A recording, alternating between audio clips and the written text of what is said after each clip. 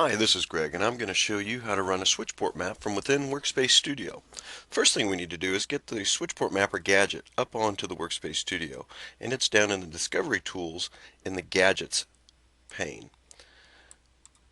Find him, double click him, he'll create a new tab and place the switch port mapper gadget in that tab.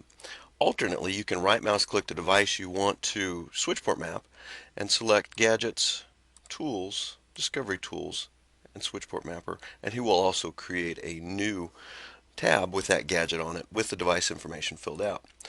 Now what I can do here is drag this device onto the switch to map, and if it has a credential assigned, it'll automatically check that use assigned credential.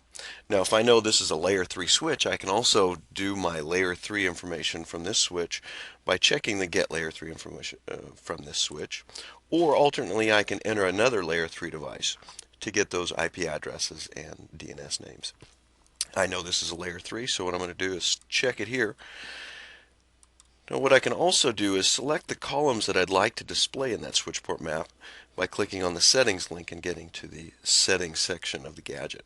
I can also turn on or off my use of get bulk, which is an SNMP v2 feature. I can also hide my Cisco trunk ports or combine rows with identical values or only show interfaces with Macs on them. I can also change the title seen in the gadget, top of the gadget, as well as adjust the SNMP timeout and retries in the SNMP settings. All those settings are fine, so I'm going to let them go. So really all we have to do is hit map ports, and this is a fairly small switch as for use in this demo, and that map is already completed.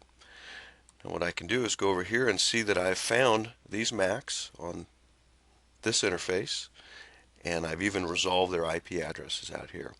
So let's go ahead and export this to XML. So I go into the gadget menu and select XML as my export type, click OK. I've already got one there, so let's give it a new name and save. And now I've got all that information saved out in XML.